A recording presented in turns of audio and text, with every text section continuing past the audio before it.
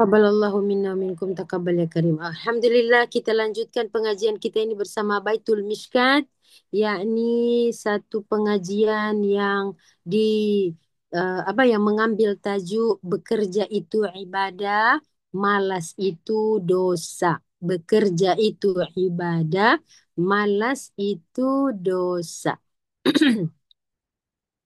Okey, baik Ibu, sudah siap Al-Quran dan terjemahan, sudah siap buku tulis, sudah siap pen dan pensel, highlighter, semua dah standby dan juga niat kita yang paling utama, kita nak belajar.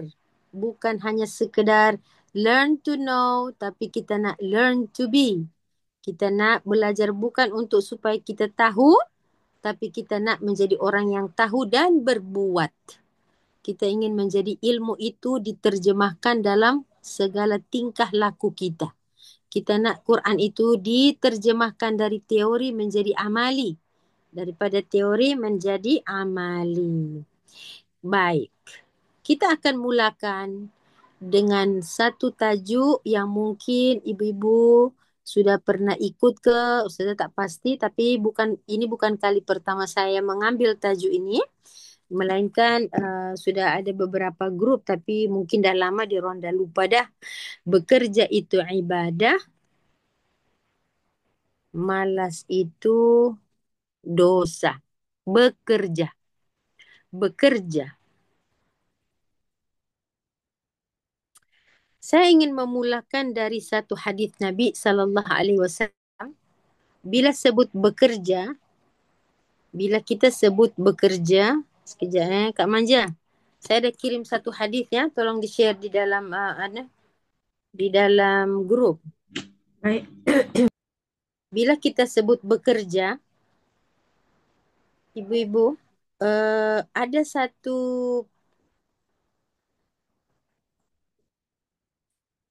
mindset yang kurang bagus pada segelintir manusia atau pada segolongan manusia. Bila sebut bekerja, perkataan bekerja ini menjadi tidak enak di telinga sebahagian orang. Kenapa begitu? Sebab bila orang yang bekerja ini ada imej keduniaan. Betul? Betul ke tak? Jadi Betul. seolah-olah dia kata awak ni keduniaan sangat. Saya sangat tidak setuju itu. Sehingga akhirnya orang-orang bila dia dah terpengaruh dengan kalimat itu, dia rasa macam cepat-cepat nak pencen dan mengaji. Cepat-cepat pencen dan masuk majlis taklim. Cepat-cepat nak pencen dan pergi kelas-kelas saja. Jadi seolah-olah dia nak tinggalkan dunia. Saya cukup merasa sangat-sangat pelik sekali dengan imej itu. Ya, orang bekerja itu orang yang cinta dunia. Orang bekerja itu orang yang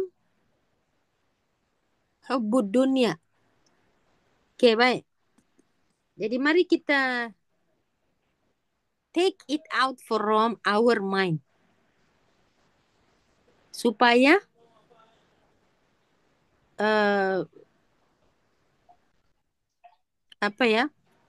opinion yang negatif tentang bekerja ni tidak mengarah kepada dunia. Ya, pendapat-pendapat kita terhadap bekerja ni tidak hanya mengarah kepada dunia.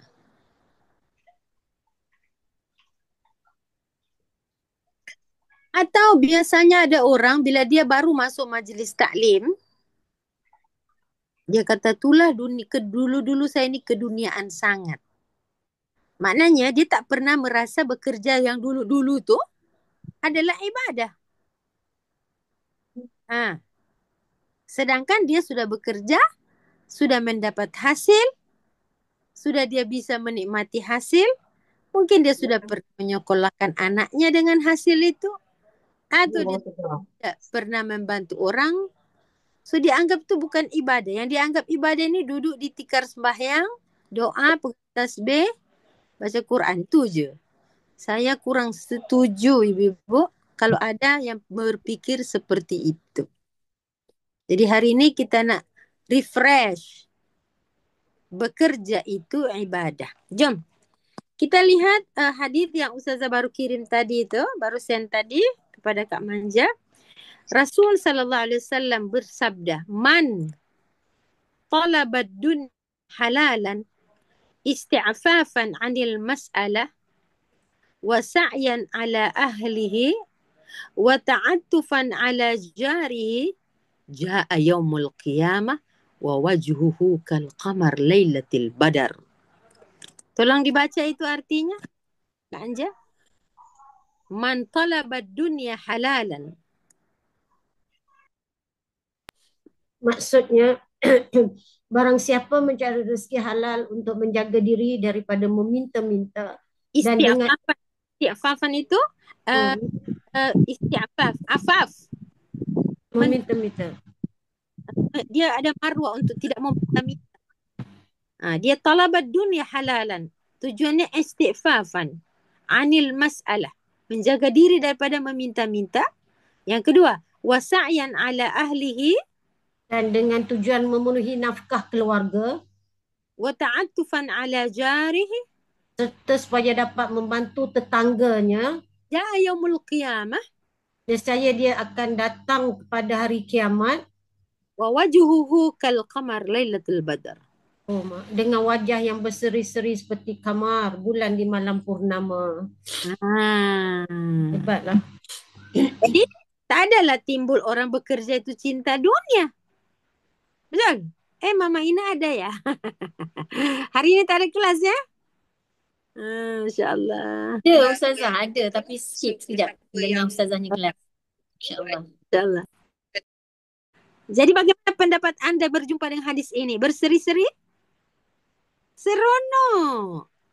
Masya Allah. Tolonglah delete mindset kita mengatakan bekerja itu cinta dunia. Astagfirullah. Yalah, mungkin ada pemikiran-pemikiran yang telah ditanamkan oleh para penjajah sehingga mereka aja bekerja, mereka maju, mereka kuasai kita. Kita adalah objek yang mereka jadikan sebagai pergilah kamu menuntut akhiratmu. Nanti kami yang bekerja. Kemudian kamu harus bergantung kepada kami. Itu tidak mustahil. Hadis-hadis seperti ini tidak sampai kepada kita. Ibu-ibu, coba kita renungkan bagaimana Rasul sallallahu alaihi wasallam diperkenalkan mula-mula oleh Allah Subhanahu wa taala dengan dunia perniagaan. Khadijah, seorang wanita yang ekonominya cukup hebat. Ya. Jadi jom kita pujuk kembali diri kita. Astagfirullah, selama ini kalau saya tidak bekerja, ya, saya berkata tak apa, kerja tak kerja, rizki kan Allah bagi. Ibu-ibu, kita kerja itu bukan nak cari rizki, nak mencari kurniaan Allah. Berbeda ya Ustazah, rizki dan kurniaan Allah. Iya, berbeda. Sangat berbeda. Ya. Libtigha' mardatillah, libtigha' min fadlillah. Kurniaan Allah di muka bumi. Okey, saya akan tunjuk dulu ayat-ayat atau hadis-hadis yang berkaitan dengan perkara ini. Di samping itu saya juga ingin memberitahu tentang hadis ini adalah satu perkataan yang Allah sampaikan melalui Rasul. Pertama, kita talabat dunia halalan. Kita pastikan yang kita cari itu benda yang dibenarkan halalan. Tidak ada unsur larangan-larangan atau kita ikut undang-undang daripada langit. Kemudian tujuannya dia ingin mandiri, isti'faf. Ada perkataan iffah. Ain, fa, tak marbuta. Iffah. Dia ada harga diri. Dia tidak mau meminta-minta. Orang itu ada afafah. Ya. Ada orang susah tapi dia tak nak minta sebab dia ada iffah. Dia ada iffah. Kemudian sa'yan, ada usaha-usahanya untuk memajukan ahli keluarganya.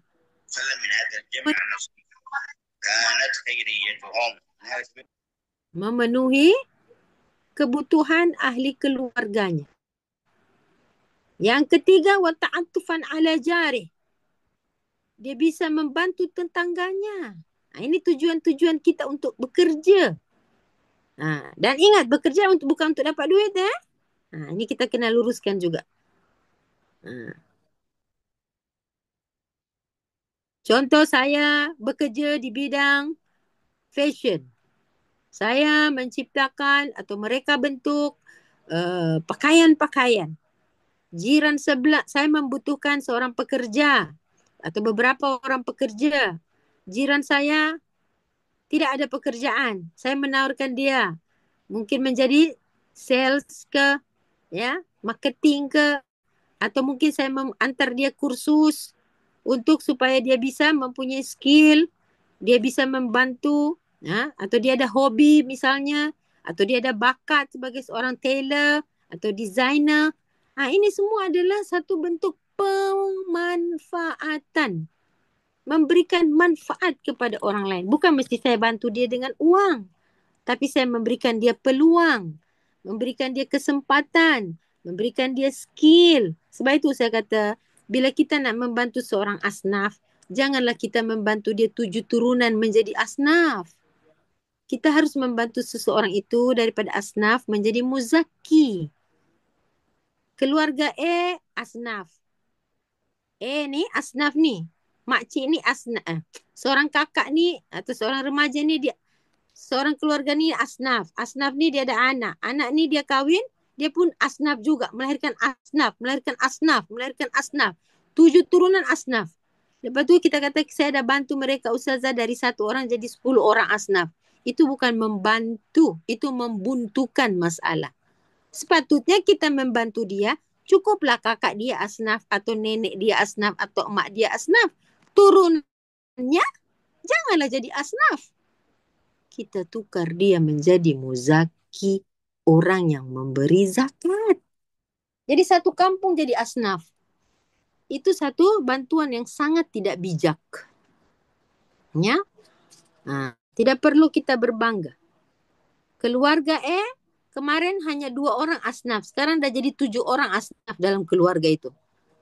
Padahal mereka boleh digali bakatnya, diberikan skill. Subhanallah. Ini adalah satu bentuk yang mungkin ada kekeliruan dalam cara kita membantu. Jadi membantu orang tu dari muzaki dari asnaf menjadi seorang muzaki, pemberi zakat. Ini catatan penting yang kita kena highlight. Maka Allah janjikan pada hari kiamat orang ini akan datang dengan wajahnya seperti bulan di malam purnama. Lailatil atau lailat kal qamari lailatal badri. Bukan qadri, badr. Badri itu bulan purnama lah. Masya Allah. Okey. Alhamdulillah. Semoga datang semangat kita untuk menjadi seorang yang memberi manfaat, bermanfaat dan memberi manfaat. Baiklah. Itu dalam perkara tersebut, dalam hadis ini sudah nampak man talaba halalan. Barang siapa yang mencari sesuatu yang halal. Maknanya bila berkata talaba, mencari, maknanya ada gerakan-gerakan. Bukan duduk menunggu dan diam-diam. Bukan berpasrah diri menunggu saja. Sedangkan Lailatul Qadar tidak boleh ditunggu. Saya nak tunggu Lailatul Qadar. Itu satu perkataan yang kurang tepat. Yang tepat apa Ustazah? Saya sedang memburu Lailatul Qadar. Kalau orang yang menunggu Lailatul Qadar, dia aktif pada 10 malam terakhir saja. Mungkin malam 20 awal dia tak berapa bersemangat. Tapi kalau orang yang memburu Lailatul Qadar, dia daripada awal lagi dia dah planning. Dia punya planning itu lagi mantap, lagi hebat, lagi kuat semangatnya pada malam pertama sampai terakhir. Bahkan pada 10 terakhir dia lebih tidak ingin melepaskan peluang. Ya, kalau menunggu pasti di awal-awal tu dia macam relax saja. Tapi kalau orang yang memburu dari awal persiapannya, bagaimana sikap seorang pemburu? Pasti dia melatih diri, seorang pendaki gunung. Dia mesti melatih diri dia, kaki dia, tangan dia, exercise. Gitu kan? Baik. Bekerja. Ibadah. Okey, saya ingin membawa ibu-ibu pada perkataan ibadah. Apa itu ibadah? Ada banyak tafsiran-tafsiran definisi mengenai ibadah. Sesuatu yang dilakukan kerana, secara umumnya saya simpulkan, iaitu melakukan sesuatu kerana mengharapkan redha Allah. Itu ibadah. Sesuatu yang dilakukan kerana Allah dan mengharapkan ridha Allah. Itu ibadah. Dan ibu-ibu sudah hafal ayat Al-Quran, wa ma khalaqtul jinna wal insa illa liya'budun. Aku tidak ciptakan kamu wahai manusia melainkan untuk apa itu? Liya'budun. Untuk menjadikan diri kau seorang yang ada pada posisi hamba. Bagaimana posisi seorang hamba itu? Menyerah diri. Seorang hamba di hadapan Tuhannya, dia merasa sangat lemah. Di depan Allah, dia merasa sangat tidak ada apa-apanya, melainkan dia boleh mulia dan kuat kerana Tuannya. Itulah sikap seorang hamba. Ada segolongan orang menulis dalam tangannya, khalaqtu lil ibadah. Dia tulis di tangan, khalaqtu lil ibadah. Atau begini, khuliqta lil ibadah. Engkau ciptakan kami untuk ibadah. Karena apa? Dia nak mendalami ayat surah Az-Zariyat tadi yang Ustazah baca itu, ayat 50 berapa 6 tu. Dia ingin memberi satu keyakinan kepada diri dia. Sehingga pada satu hari diriwayatkan Nabi Yahya itu pernah masa kecil bermain-main, kawan-kawan seumuran dengan beliau mengajak bermain-main. Kemudian apa kata Nabi Yahya kecil pada waktu itu? Dia berkata, aku tidak diciptakan untuk main-main. Itu kata Nabi Yahya. Ya. Jadi pada umuran main-main itu Nabi Yahya berkata, aku tidak diciptakan untuk main-main. Jadi tadi kita belajar tentang Nabi Yahya juga. Di antara salah satu hadis Nabi SAW berkata, setiap anak Adam tu datang dengan kesalahan dan membawa dosa. Kecuali satu orang saja. Siapa? Yahya. Apa kata Rasulullah tentang Nabi Yahya? Nabi Yahya adalah orang yang tidak terpikir pun nak melakukan dosa. Bukan berdosa tau. Tidak terpikir pun untuk melakukan dosa.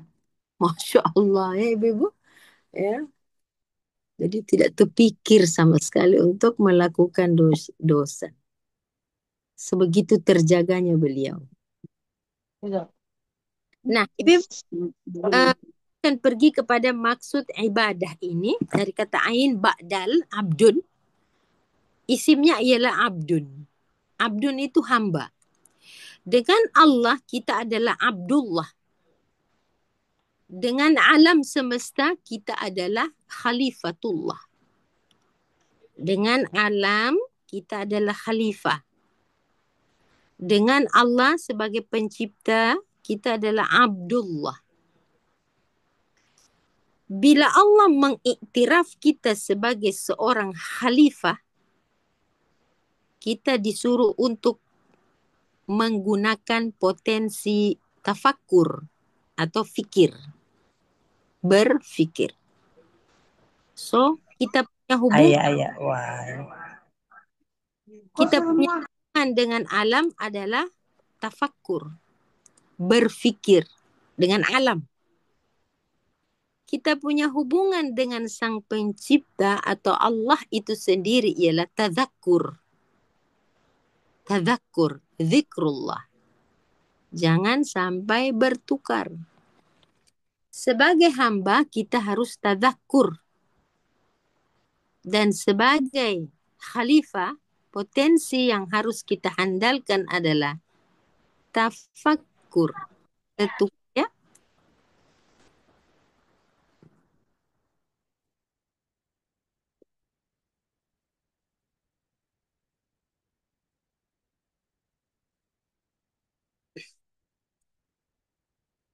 Sebagaimana saya selalu sebutkan bahwa potensi kita ini sebagai hamba dan sebagai khalifah.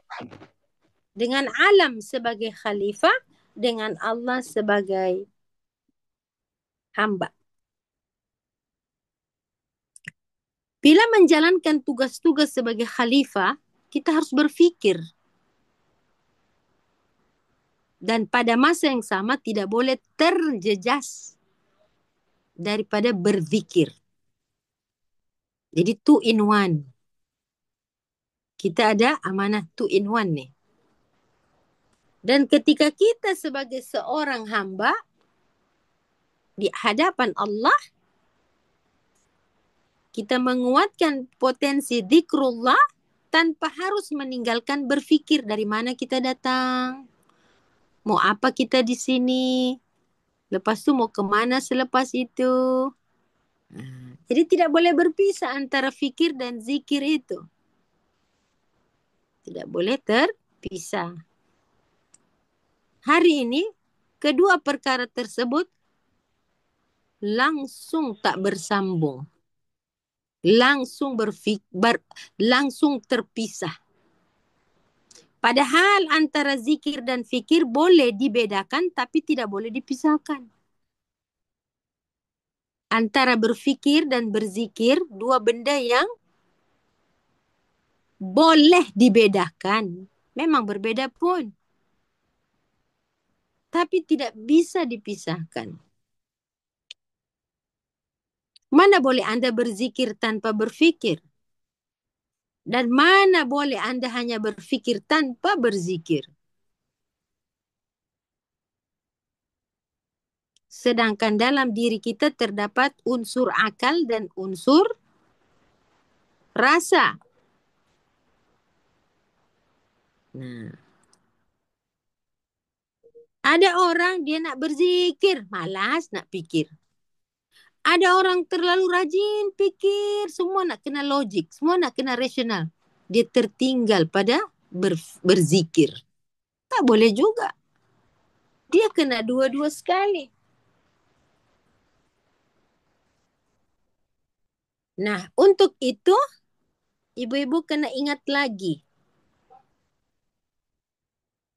Manusia yang Allah ciptakan pertama itu siapa?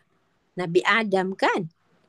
Waktu itu, dalam ayat Al-Quran, kita sudah baca bagaimana informasi pertama yang Allah sampaikan kepada kita di dalam surah Al-Baqarah ayat 30. Surah Al-Baqarah ayat 30 itu, wa idh qala rabbuka lil malaikati inni ja'ilun fil ardi khalifah. That is the first information about us. Aku akan menjadikan di bumi ini seorang khalifah. Ada tak Allah sebut hamba? Belum. Allah belum menyebutkan hamba dulu. Karena ini bersangkutan dengan alam semesta, ya, dengan dunia yang akan ditempati itu, maka Allah menginformasikan pada malaikat, inni ja'ilun fil ardi khalifah. Jadi perkataan khalifah. Tugas seorang khalifah dia mesti isti'mar. Memakmurkan bumi itu. Isti'mar. Ayat 30 dalam surah Al-Baqarah. Allah berkata, inni ja'ilun fil ardi khalifah. Berarti di sini menunjukkan kita ada tugas. Ja'ilun fil ardi khalifah. Itulah tugas kita. Kemudian sebagai seorang khalifah, Allah allama Adam al-asma'a kullah. Allah teach. Khalifah ini Allah ajar dia. Ajar ya, Allah ajarkan begini dan begitu. Asma'a kullah. Allah ajarkan nama-nama. Bila Allah contoh ya, Allah kata bila Allah ajar begini. Nabi Adam kan sebagai manusia pertama. Ya, macam seorang bayi.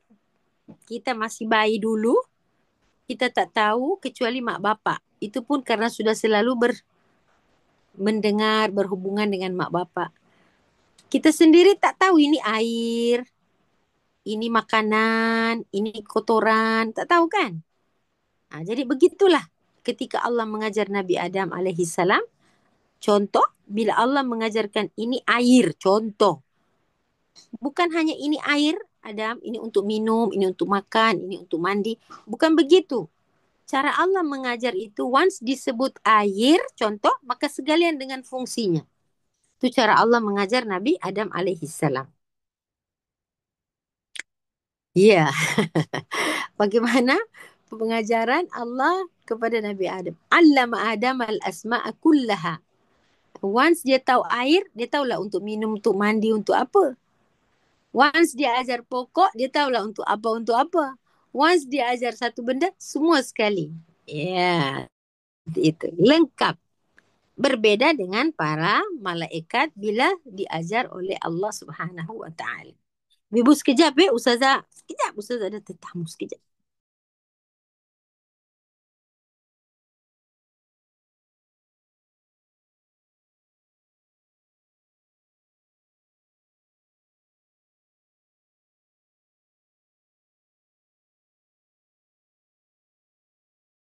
Puan Syarifah Munirah dalam grup WhatsApp yang mana ya, Puan Syarifah Munirah? Sebab Kak Anja masukkan dalam kebanyakan grup WhatsApp yang Kak Anja share ke link kajian malam ni.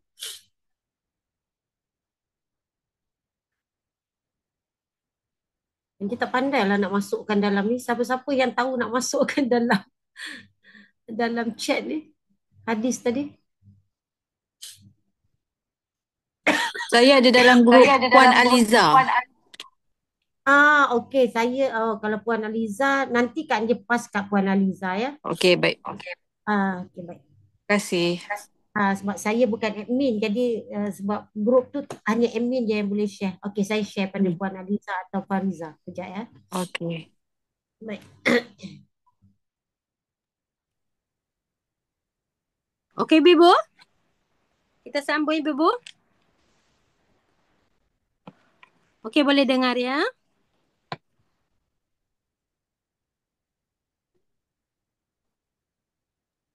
Boleh saja. Okey, boleh ya, Bibu. Saya masuk dah. Jelas, Ustazah. Okey. Boleh, Sekarang, Ibu berada di mana ni? Di surah Al-Baqarah ya? Ya, Ustazah. Okey, nampak tak ini ja'ilun fil ardi khalifah. Informasi pertama tentang kita yang diciptakan sebagai makhluk yang pertama yang ni Nabi Adam ialah ja'ilun fil ardi khalifah. Okey, kita lompat kepada ayat yang ke-31. Allama Adam al-asma'a kullaha. Allah ajarkan Nabi Adam. Okey, kemudian bagaimana cara Allah mengajar kepada Adam alaihissalam tidak sama seperti Allah mengajar kepada para malaikat. That's why malaikat itu ketika mengajukan beberapa nada seperti nada protes, maka Allah berkehendakkan untuk mengajar Nabi Adam lebih daripada para malaikat. Sehingga mereka pun mengucapkan tasbih subhanaka la ilma lana. Subhanaka, maha suci engkau, la ilma lana. Tidak ada ilmu kepada kami macam apa yang engkau ajarkan kepada Adam. Di sini nampaknya berbeda antara ilmu yang Allah ajarkan kepada Nabi Adam dengan ilmu yang diajarkan kepada malaikat. Para ulama memberitahu bahawa ilmu yang diajarkan kepada Nabi Adam itu berkembang. Tapi ilmu yang diajarkan oleh Allah kepada para malaikat itu tidak berkembang. Kalau A tetap A saja. Kalau Allah ajar pada manusia, ilmu itu akan berkembang. Buktinya hari ini ibu-ibu. Jadi ilmu manusia itu berkembang. Setiap masa berkembang. That's why saya kata bila Allah ajar kepada Nabi Adam contoh. Air sekali dengan fungsinya. Taulah macam mana seorang manusia itu setelah mendapat ilmu yang penuh daripada Allah Subhanahu Wa Taala. Berbeza dengan malaikat. Sehingga mereka merecognize bahawa la ilma lana. Tidak ada ilmu pada kami kecuali illa ma'allam tanah. Apa yang kau ajar. Jadi ilmu malaikat di sini tidak berkembang seperti mana ilmunya manusia. Tengok bagaimana manusia menciptakan kipas angin. Daripada yang 1 blade menjadi 5 blade. Daripada 5 blade tak ada blade. Lepas tu tak ada blade jadi aircon pula. Tengok bagaimana perkembangan misalnya ya ilmu-ilmu ini. Tengok daripada apa tu kasut roda misalnya, kemudian jadi basikal jadi motor jadi kereta jadi ini kapal terbang, roket terus drone hari ini. Hebat tak? Hebat ya? Betul tak Kak Anja? Sarifah Razlin, apa khabar? Betul tak ilmu manusia berkembang?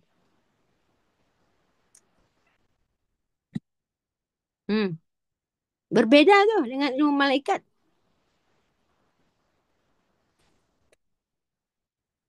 Itu maksudnya tafakur.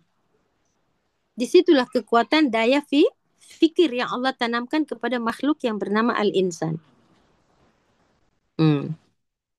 Bagaimana mereka mencipta, bagaimana mereka inovasi, subhanallahil azim. Ya, coba tengok kemajuan manusia di muka bumi ini. Handphone misalnya, Masya Allah. Ya. Kita lihat satu persatu. Ya, daripada start. Allama Adam al-asma'a kullaha. Kami pernah membahas Allama Adam al-asma'a kullaha ini dalam 3 kali ke 4 kali kuliah ibu. Tak habis-habis. Ya. Luar biasa. Bagaimana Allah mengajarkan kepada manusia sehingga manusia itu berdaya kreatif, inovasi. Luar biasa. Sampailah ke hari ini. Ilmu itu berkembang. Ya. Berbeza dengan para malaikat. La ilma lana. Tak ada ilmu kita. Illa ma'allamtana. Kecuali apa yang kau ajar. Kalau kau ajar 10 lah kami tahu. Kalau kamu ajar 2 lah yang kami tahu. Innaka antal alimul hakim. Kemudian Allah menyuruh para malaikat ini untuk macam nak test lah Nabi Adam. Test lah dia tak. Test. Hari ini. Terus akhirnya sampailah kita kepada pertentangan antara iblis dan malaikat. Itu bab lain iblis kepada Nabi Adam itu bab lain. Saya tidak menyentuh bab itu, bab sujud, bab takaburnya iblis, tak payah. Sebab saya nak tunjuk kepada sisi yang lain. Okay, baik. Nah, kita akan pergi lagi kepada tugas ibu-ibu je lah ya. Mencari makna-makna lain selain khalifah. Khalifah ada beberapa kali dalam ayat Al-Quran ya. Kalau saya tak silap ada 3 kali perkataan. Oh no. 2 kali perkataan khalifah di muka bumi ini Allah sebut. 1 pada Nabi Adam, 1 kepada Nabi Daud. Perkataan khalifah yang kedua, selain daripada Nabi Adam yang Allah sebutkan, Allah juga menyebut khalifah kepada Nabi Daud. Surah apa Nabi Daud tu? Surah Sad kalau tak silap saya. Perkataan khalifah di dalam Al-Quran. Ayat berapa ibu?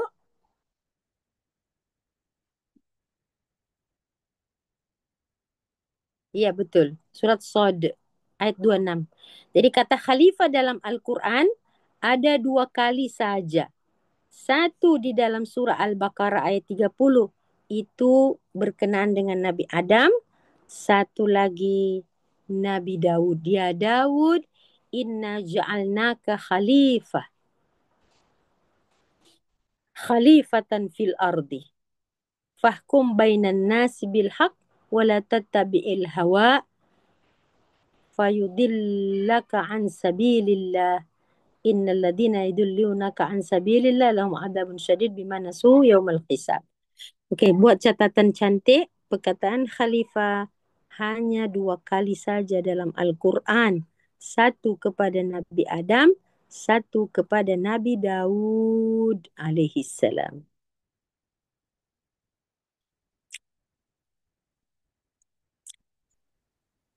Okey.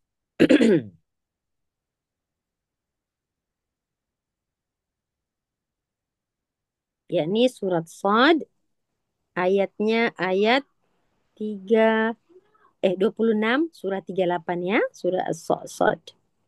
Apa isyarat yang sedang ibu-ibu pikirkan? Ibu-ibu, bukankah Nabi Daud ini adalah seorang raja? Raja yang apa?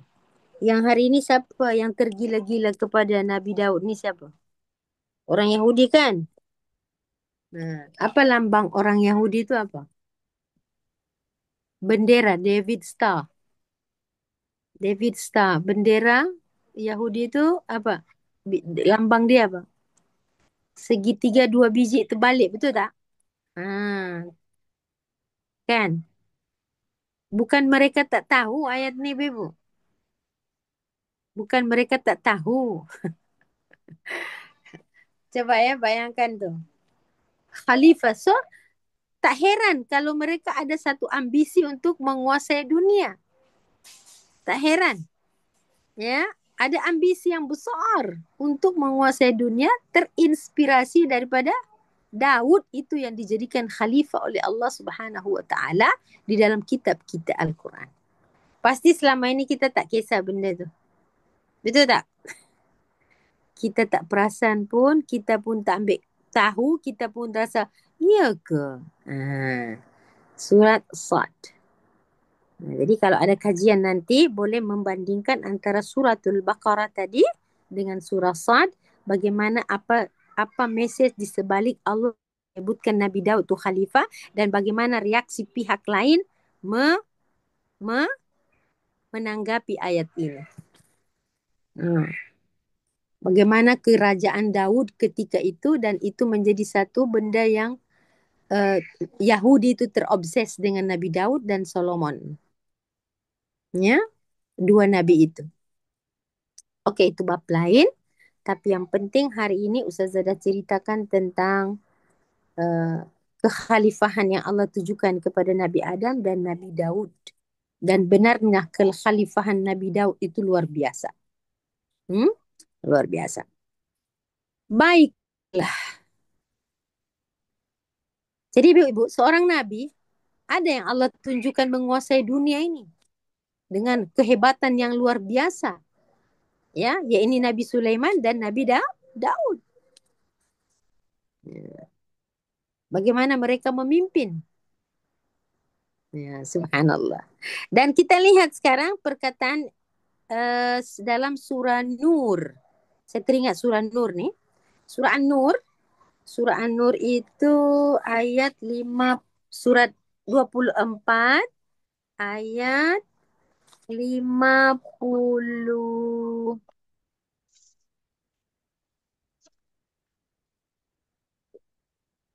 55 ya. Ya, 55 ibu-ibu. Surah An-Nur ni. A'udzu billahi minasyaitonir rajim. 55 surah An-Nur ibu-ibu.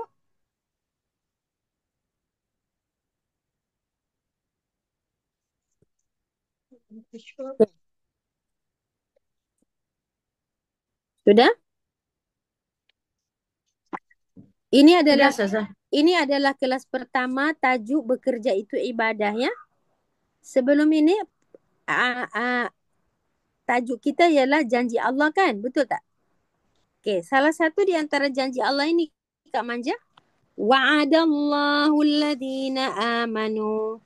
Janji Allah kepada orang-orang beriman. Apa janji Allah pada orang beriman? Wa'ada. Janji ya. Wa'adallahu alladhina amanu minkum. Orang-orang yang beriman tu Allah janji sama mereka. Wa amilus solihat, orang yang berbuat. Bukan beriman tapi pasif. Harus beriman dan bergerak. Aktif. Janji Allah dalam surah An-Nur ini, Ibu ada 3 tau. 1. La yastakhlifannahum fil ardi. La yastakhlifannahum fil ardi. Itu yang pertama. Coba keluarkan 3 huruf daripada perkataan la yastakhlifannahum. Keluarkan 3 huruf asli. La yastakhlifanna. Sungguh dia akan menjadikan mereka apa? Berkuasa. Khalifah. Yes. Ya, la yastakhlifanna tu dari kata khalafa. Khalifah. Nah, Khalifah. orangnya dipakai khalifah. Sesuatu yang berkuasa. Ya. Bising ya, Ibu? Bising ya? Terdengar bising ya? Tak Tak, Ustazah. Tak Okey. La yastakhlifanna, Allah janji kepada orang-orang yang beriman dan orang-orang yang beramal soleh ni, melakukan kebaikan-kebaikan, mereka akan diberikan kuasa menjadi seorang khalifah di muka bumi. Kama stakhlafal ladina min qablihim, sebagaimana pernah dulu sebelum mereka ada orang-orang yang Allah jadikan berkuasa di muka bumi. Masya Allah. Itu janji Allah kepada orang-orang yang beriman dan yang proaktif lah, bukan pasif. Beriman tapi tak berbuat. Dia kena beriman wa amilus solihat. Janji Allah yang kedua, wala yumakkinanna lahum dinahumul ladzi wala yumakkinanna lahum dinahumul ladzi irtada lahum. Artinya apa tu? Wala yumakkinanna. La yastakhlifanna, satu janji pertama. La yumakkinanna yang kedua. Janji kedua. Apa artinya itu? Apa arti la yumakkinanna? Dia mengukuhkan agama mereka yang telah diredai. Meneguhkan. Makkana yumakkinu, meneguhkan. Zulkarnain dalam cerita surah Al-Kahfi perkataan yumakkinanna.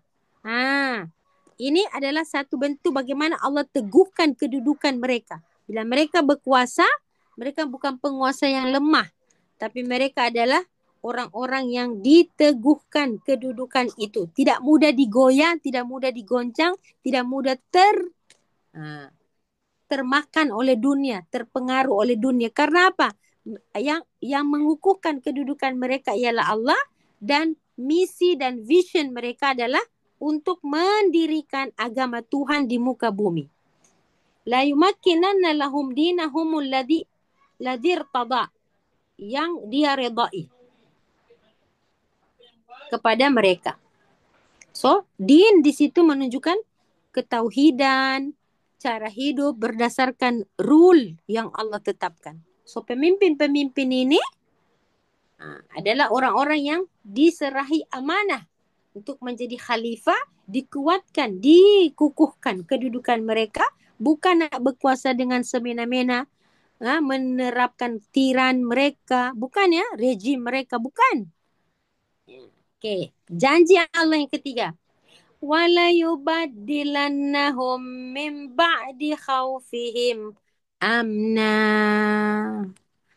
Wala yubaddilannahum, dan sungguh Tuhan akan menggantikan pada mereka setelah mereka tu tiada, khawfihim amna. Apa maksudnya ni? Dia benar-benar mengubah keadaan mereka daripada ketakutan menjadi amna, sentosa. Jadi bila dunia itu dipimpin oleh orang-orang seperti ini, ketakutan, kerisauan, mereka akan menghilangkan kekejaman para pemimpin-pemimpin yang tadinya Allah tukar ketakutan. Wala tusallit alaina man la yarhamuna. Salah satu doa Nabi Muhammad, ya Allah jangan kau berikan kesultanan, kekuasaan, kedaulatan para pemimpin-pemimpin yang tidak ada rasa rahmat di hati mereka kepada rakyat. Jadi Allah janji bila orang-orang yang berkuasa ini orang-orang beriman dan beramal saleh, maka semua kekuatan rakyat itu bertukar menjadi amna, keamanan. Tentu saja corak kepemerintahan mereka adalah ya'budunani. Mereka menyembah aku. La yusyriku nabi syai'a. Dibantras segala bentuk syirik. Wa man kafara ba'da dzalika. Siapa yang kufur setelah itu, faulaika humul fasiqun. Kemudian bagaimana caranya? Siapa yang berkufur pada waktu itu, maka setelah itu orang-orang yang fasik. Dan apa misi yang mereka kena jalankan? Wa aqimus salah wa atuz zakah wa atiur rasul la'allakum turhamun. Itu bersambung itu ya 55 dan 56. Oke, baik ibu-ibu. Itu perkataan khalifah itu bersambung dengan la yastakhlifanna la yumakkinanna wa la yubaddilannahum. Oke, mari kita lihat. Apa maksud ibadah?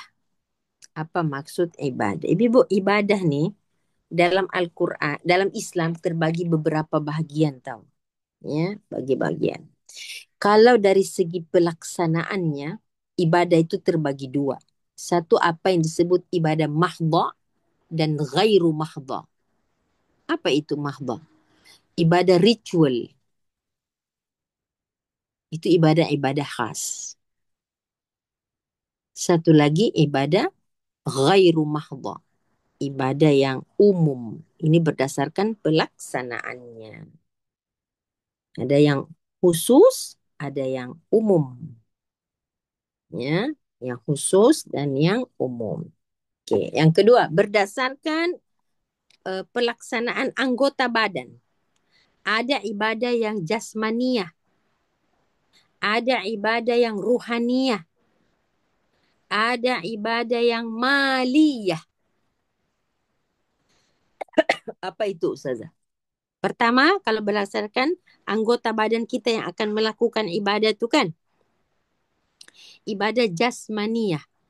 Mana melibatkan jasad kita, pergerakan kaki, tangan, semua jasad kita bergerak. Ya, itu ibadah jasmaniyah.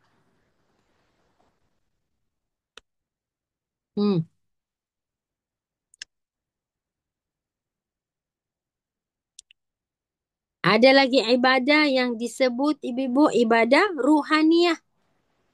Bagaimana itu Ustazah ibadah ruhaniyah itu bagaimana? Ibadah yang berkaitan dengan apa ibu-ibu?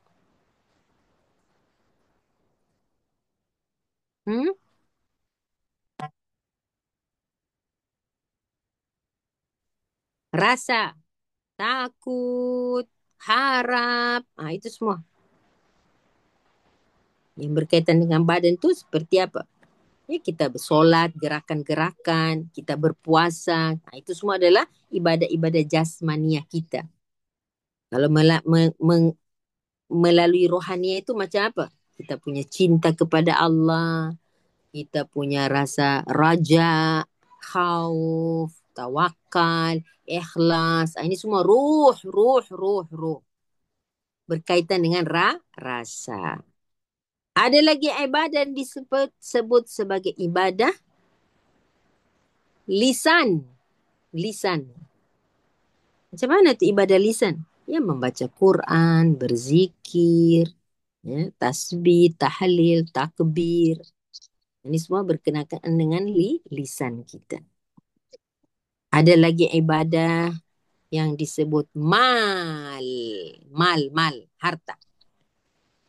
Ibadah yang berkaitan dengan mal. Mal itu apa? Mal itu ialah harta lah. Zakatnya, Ya, sedekahnya, hibahnya, ya, wakafnya, hadiahnya, Masya Allah. Wasiat, berkenaan dengan harta-harta nih, pengurusan-pengurusan harta. Utang piutang, saham, riba, ini semua berkaitan dengan harta. Itulah beberapa jenis ibadah yang kita tahu. Kita bagi-bagikan seperti itu supaya kita nak lihat dekat mana kerja itu, ibadah itu dekat mana. Baru senang kita nak trace. Okey. Ibu-ibu, setiap pekerjaan yang kita lakukan akan menjadi ibadah, ibu-ibu. Setiap kerja-kerja yang kita lakukan ini, kita sebagai apa ini? Hamba, khalifah, setiap gerakan kita akan menjadi ibadah. Jika apa yang kita buat ini terkait dengan 5 syarat dia akan jadi ibadah. Pertama, amalan tersebut kita lakukan, dilakukan hendaklah berdasarkan aturan hukum syarak. Tuhan suruh ke tidak? Kalau Tuhan suruh, mana itu ibadah.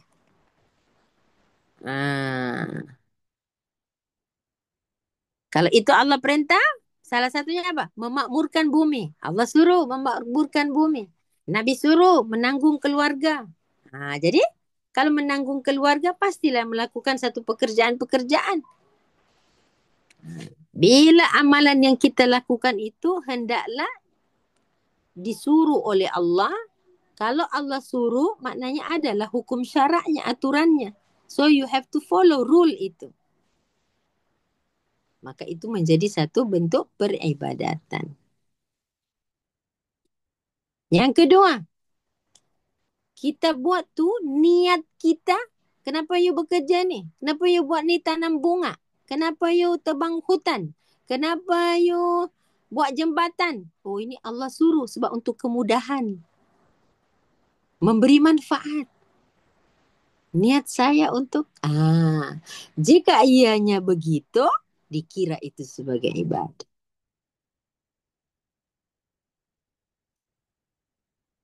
Bahkan ada 70 cabang iman kan? Yang paling tinggi mengucapkan la ilaha illallah. Yang paling rendah ialah menggeserkan duri, batu, halangan di jalan. Supaya orang lain tidak dapat mudarat. Itu pun ibadah. Ini kan lagi membangun sekolah. Ini kan lagi membangun pasar. Ini kan lagi memberikan kemudahan-kemudahan kepada orang.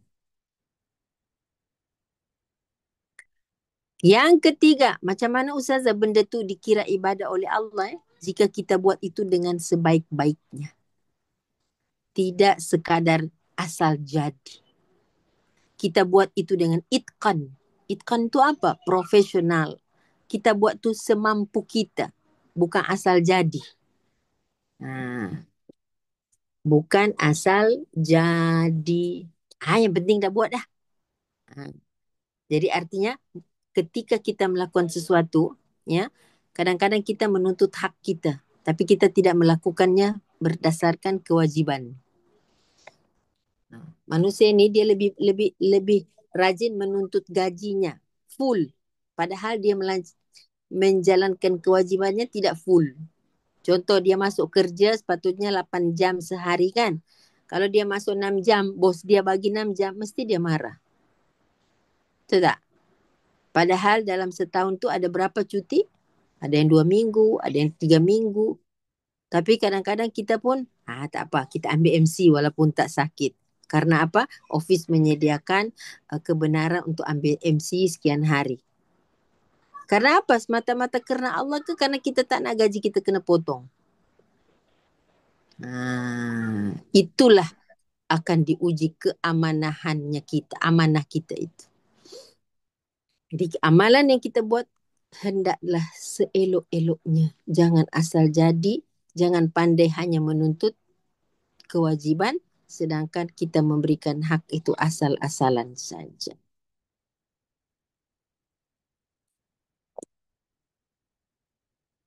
Kemudian yang berikutnya, Dalam kita buat sesuatu kita punya pekerjaan itu, tidaklah, contoh kita pergi office, kita bekerja di sawah, kita sebagai orang nelayan, kita sebagai apa aja deh, tujuan kita nak tanggung keluarga, nak bantu orang, nak jadi orang bermanfaat. Tapi ketika datang panggilan Allah, kita tinggalkan panggilan tersebut dengan alasan sibuk. Akhirnya apa? Kita lalai. Akhirnya apa? Itulah dulu saya selalu tinggal solat sebab saya kerja. Hai? Atau bos tak bagi tahu. Satu hari itu 3 kali nak ponteng. Solat duha tak boleh. Solat zuhur tak boleh. Solat asar tak dapat. Hui. Jadi terpaksa saya buat solat 5 in 1. 4 in 1. Tuhan bagi 3 in 1. Dia buat 4 in 1. Jadi Zuhur, Asar, Maghrib, Isya dia buat satu kali waktunya. Atau dia kata yang penting I solat. Atau dia main kodok je. Jadi akhirnya apa? Gara-gara meeting, gara-gara solat, gara-gara kerja, akhirnya apa? Ibadah mahdah dia tinggalkan, dia buat ibadah yang ghairu mahdah misalnya. Ya? Ya. Ini masalah. Ini akan membuat bekerja itu tidak lagi ibadah, sudah jadi adat. Walaupun niatnya tadi tuhawwilul ada ilal ibadah, dia sudah bertukar, sudah keluar satu syarat yang utama. Jadi dalam mengerjakan satu ibadah, dia tidak boleh lalai dari ibadah yang wajib. Sebab bekerja itu ibadah. Janganlah kewajiban itu ditinggalkan. Nanti kewajiban yang satu ini menjadi sesuatu dosa pula yang baru. Dan yang berikutnya ketika dia sedang melakukan pekerjaan sebagai nelayan, penjahit, petani, pekerja di office, hendaklah dia amanah mengikut hukum-hukum syariat dan batas-batasnya. Contoh, mesti dalam office itu ada lelaki, ada perempuan, apalagi tuntutan zaman hari ini. Satu office itu kan ada bercampur lelaki perempuan, dia menjaga batas-batas pergaulannya. Mungkin pakaiannya, mungkin cara berinteraksi, Masya Allah, dengan pelanggan, dengan barang-barangnya. Nah, syarat-syarat hukum batas-batas itu kena dia jaga. Barulah itu menjadi satu ibadah. Selama ini terjadi salah paham tentang pengertian ibadah, Ibu. Ya, ya. Banyak sekali orang yang salah paham terhadap ibadah. Dia fikir ibadah itu macam tadi itulah. Hanya bertumpu pada solat, puasa, zakat, haji saja. Tapi sebenarnya Islam dia dah buat cantik sekali. Ada yang berkata ruang lingkup ibadah itu tidak berkaitan dengan urusan masyarakat. Apalagi politik. Tak ada ibadah dalam bidang politik tu ada. Pemerintahan tak ada. Ini semua adalah salah.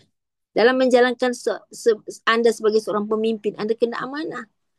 Dalam sebagai anda seorang penjual sayur, penjual pakaian, kecacatan dalam pakaian, dalam sayuran, dalam barang, kekurangan, kita kena berterus terang macam mana Rasulullah beritahu contoh.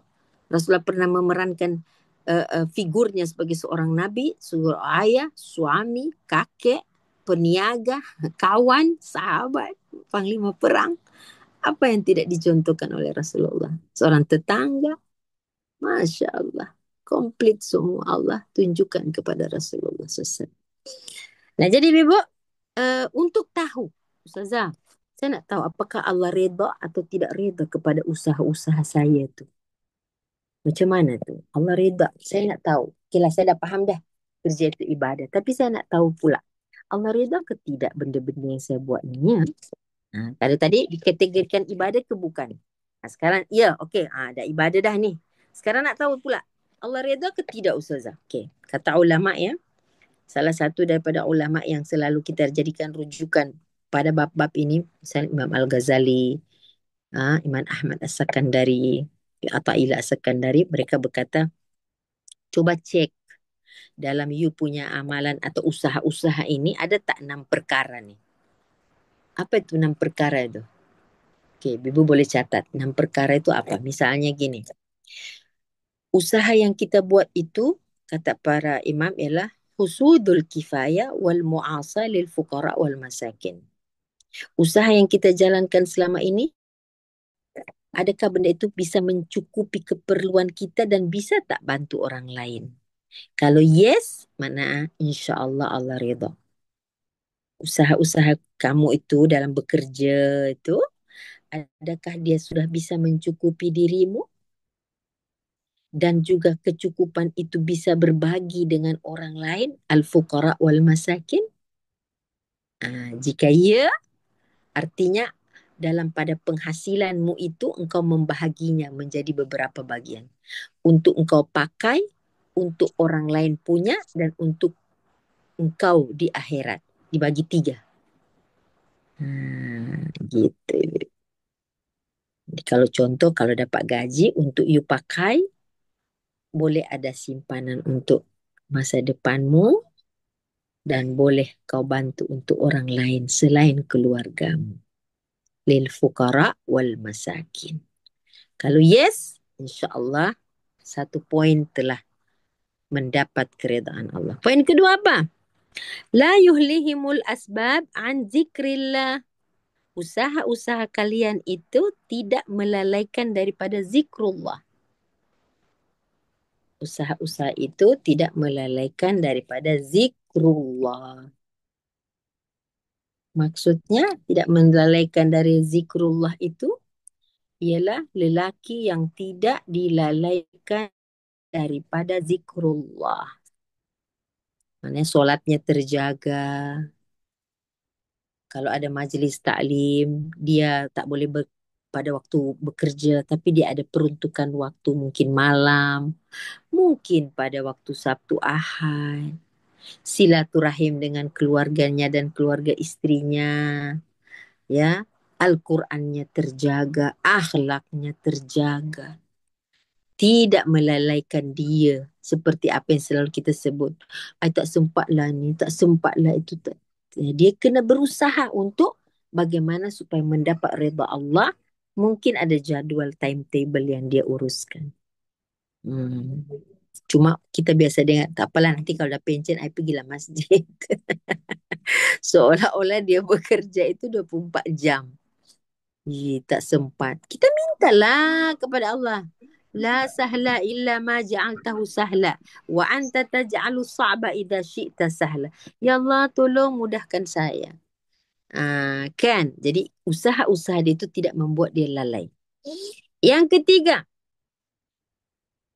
apa-apa usaha yang kita lakukan atau yang dia lakukan itu tidak akan la yajurruhu al-asbab ila ma harramahullahu. Usaha dia tidak akan melibatkan dia kepada benda-benda yang haram. Atau mungkin syubhah. Usaha dia itu tidak akan menarik dia pada sesuatu yang diharamkan oleh Allah. Betul-betul murni dia bekerja libtigha'i mardatillah wa fadlillah. Dia nak cari kurniaan Allah. Ya. Seperti surah apa tadi tu? Surah apa ya? Jum'ah, surah Jum'ah. Jom kita tengok sekejap surah Al-Jum'ah. Fantashiru fil ardi. Bibu, surah Al-Jum'ah surah 670 berapa? Oh, surah 62 ya. Surah Al-Jum'ah.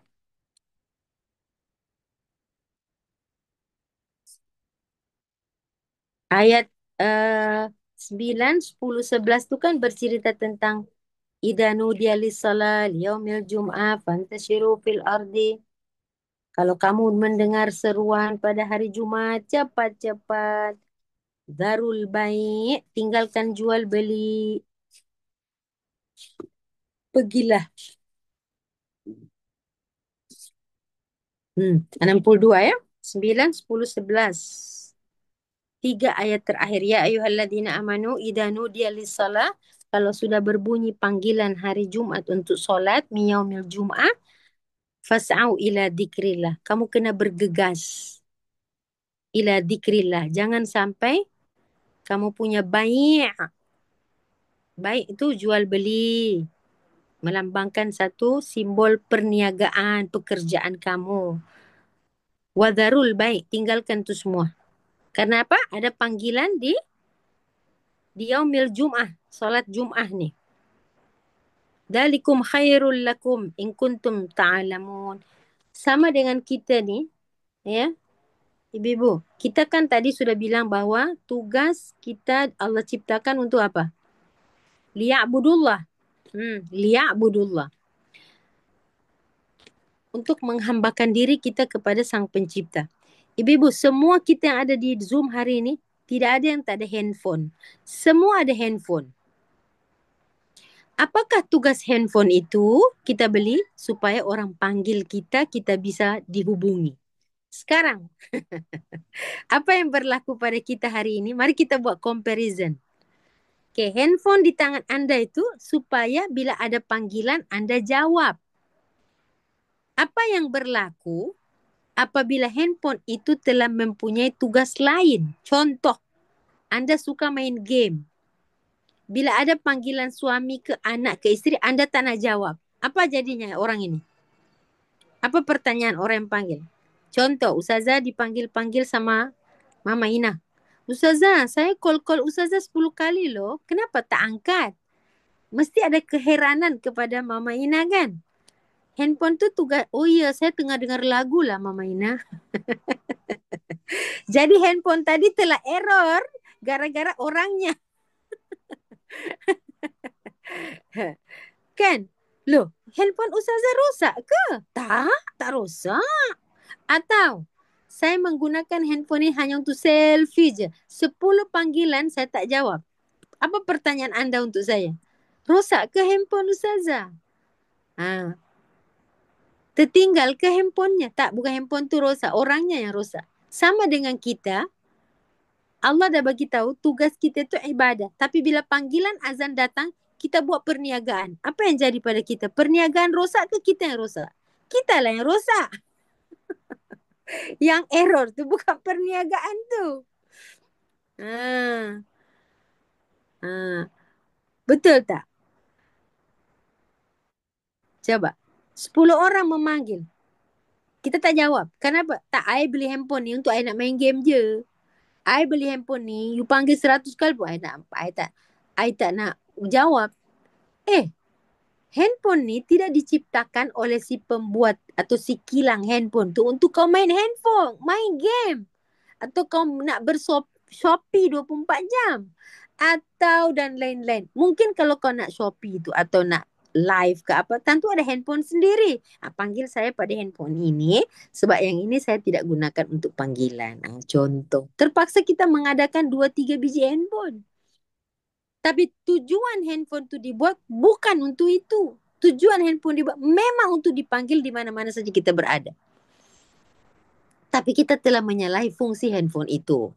Samalah dengan bila Allah kata idza nudiya lis-shalah. Kalau kamu dipanggil, dharul bai'. Tinggalkanlah jual beli tu. Dzalikum khairul lakum in kuntum ta'lam. Fa idza qudiyatis shalah, kalau udah selesai solat, fantashiru fil ardi. Pergilah bertebaran di muka bumi. Wabtaghu min fadlillah. Pergilah cari fadlillah, kurniaan Allah, bukan rizki ya. Allah tak sebut di situ wabtaghu min rizqillah. Tak. Allah sebut wabtaghu min fadlillah. Apa rahasianya Allah sebut min fadlillah di sini? Carilah kurniaan Allah. Masya Allah, ibu-ibu. Wadhkurullaha kathiran. Dalam pada kamu nak cari itu, bersamaanlah kamu mengingat segala yang kamu dapat hari ini. Mungkin kamu dah penat. Mungkin kamu nak balik office. Mungkin kamu dah letih. Mungkin apa setiap orang. Tapi fadlillah tetap ada bersamamu. Kurniaan Tuhan ada bersamamu. Besar kurniaan Allah tu. Bukan setakat rezeki yang kita pikir uang, makanan, pakaian. kurniaan Allah kepada kamu sebagai seorang hamba yang melaksanakan perintah Allah. Sebagai seorang yang menjalankan di samping perniagaan dengan manusia, kamu juga sedang menjalankan perniagaan dengan Allah yang disebut tijaratan lan tabur. Perniagaan yang tidak pernah rugi. La'allakum tuflihun. Kamu akan mendapatkan keuntungan dunia dan akhirat. Wa idza ra'au tijaratan aw lahwan infaddu ilaiha wa tarakuka qa'iman qul ma 'indallahi khair minal lahwi wa minat tijar. Kalau kamu mungkin sedang dalam keadaan mengetahui kedatangan barang-barang dagangan yang baru tiba, sedangkan kamu sedang mendengarkan. Waktu itu kan Rasulullah sedang berkhutbah, kemudian mereka lari semua keluar tengok, dan Rasulullah ditinggalkan ketika itu sedang berada di masjid. Kemudian turun ayat ini mengatakan bahwa apabila mereka tahu kedatangan barang-barang dagangan baru tiba, mereka dengar sesuatu hiburan, mereka bersurai lalu pergi meninggalkan Nabi Muhammad SAW di mimbar sedang khutbah. Muhammad, kalau ada orang-orang seperti ini sikapnya, kamu beritahu, ma indallahi khair. Tak usah kamu seperti itu. Apa yang ada di sisi Allah itu lebih baik daripada apa yang kamu nak pergi kejar kat luar tu. Ya. Wallahu khairur raziqin. Karena Allah sebaik-baik pemberi rezeki. Yang manusia biasalah tergoda. Ada hiburan ke, ada barang baru sampai. Dia dah leka dah. Bagi dia warning. Bagi dia nasihat. Bagi dia peringatan, tazkirah. Jadi Allah tahu tu sifat-sifat manusia. 3 ayat ini sudah cukup untuk menjadikan kita malu hati kepada Allah. Allah kata tak payah nak mengejar. Allah itu khairul raziqin. Sebaik-baik pemberi rezeki. Kamu tidak akan hilang kesempatan. Okey, Bibo. Kita pergi kepada yang terakhir. Yang 2 terakhir ya. 2 terakhir. 3. Yang ni. Dalam pada kita sedang berusaha, Bibo. Kita nak tahu Allah redha atau tidak. Mu'asaratul abrar. Ketika kamu dalam berusaha, berniaga, berinteraksi, bersosial, pastikan kamu bergaul dengan orang-orang yang abrar, yang baik. Usaha-usaha kamu itu bikin kamu jumpa dengan orang-orang yang baik. Wa mujanabatil asyrar. Dalam pada masa yang sama, kamu dijauhkan oleh Allah dari bergaul dengan orang-orang yang buruk akhlaknya. Usaha-usaha yang kita buat tu ternyata mempertemukan kita dengan orang-orang yang baik dan menjauhkan diri kita daripada orang-orang yang jahat. Dijauhkan dari sifat sogok menyogok, rasuah, mafia, ataupun cara-cara perniagaan yang syubhah, cara-cara berurusan dengan orang dengan cara yang yang lari daripada syariah Allah. Mujanabatul asyrar, dijauhkan Allah daripada jadi keuntungan yang tidak jelas, penipuan. Kalau kita berusaha menghindari itu tandanya kata Ibnu Athaillah As-Sakandari, usaha kamu adalah teruskan karena usaha kamu itu diredai oleh Allah Subhanahu wa taala. Dan yang berikutnya yang terakhir ialah ketika kamu menjalankan usaha tersebut, kamu ada niat terhasil atau husulun niatis sihah. Berdasarkan atau bertolak daripada, berpijak daripada, berasaskan daripada niat-niat yang sihah, yang salim, yang selamat. Bukan niat yang nak cari dunia, yang nak cari kemewahan, sehingga kamu akan menjadi orang-orang yang dikutuk seperti mana alhaakumut takatsur hatta zurtumul maqabir. Kamu tidak berkompetitif dalam dunia saja, tapi kamu ada akhirat oriented. Itulah ibu-ibu pengajian kita hari ini, 6 tanda apabila usaha kamu itu diredai oleh Allah, dan itu pasti akan dijadikan sebagai nilai ibadah. Jadi itu tajuk kita hari ini, baru mengambil bekerja itu ibadah, malas itu dosa. Ustazah minta ibu-ibu menghafal doa Allahumma inni a'udzubika minal ajzi wal kasli, yang doa yang Nabi Muhammad ajarkan kepada kita berlindung dari 8 perkara. Hafal tak? Allahumma inni a'udzubika minal hammi wal hazan, na'udzubika minal ajzi wal kasli, wa na'udzubika minal jubni wal bukhli, wa na'udzubika min galabati daini wa qahrir rijal. Dahsyatnya kemalasan itu sehingga dia dikategorikan sebagai satu penyakit jiwa yang tiada obat, tiada dokter, tiada hospital. Itulah malas. Dia cuma ada apa? Kalau malas tu tak ada doa, tak ada dokter, tak ada obat, dia hanya ada doa saja. Dan doa itu mesti power. Dari siapa? Dari Rasulullah. Karena dahsyatnya malas itu, sampai tidak ada obatnya, dokternya, hospitalnya, insurannya, maka Nabi SAW memberikan umatnya satu doa, a'udzubika minal ajzi wal kasli. Aku berlindung daripada sifat lemah dan malas. Lemah semangat, tak ada idea, very passive, malas berpikir, malas berbuat, terlalu selesa pada situasi tertentu, dia tak nak bergerak, dia nak berada di zon selesa. Itu sangat bahaya. So, dalam kuliah ini semua boleh Google saja doa yang Nabi SAW ajarkan berlindung dari 8 perkara itu. Dan Ustazah yakin ibu-ibu sudah ramai yang hafal itu, ya. Sekian pengajian Ustazah hari ini. Barakallahu li wa lakum fil Qur'anil azim. Hadanallahu iyya wa iyyakum ajma'in wal 'asr innal insana lafi khusr illal ladzina amanu wa 'amilus solihat wa tawassaw bil haqqi wa bis sabr. Subhanakallahumma bihamdika asyhadu an la ilaha illa anta ya rabbi nastaghfiruka wa natubu ilaik. Sallallahu alaihi wasallam Muhammad wa ala alihi wasallam. Alhamdulillah alamin. Minta maaf Ustazah ada tamu ya Ibu. Assalamualaikum warahmatullahi wabarakatuh. Syukran Kak Manja semuanya. Al afu minkum. Baik. Terima kasih Ustaz.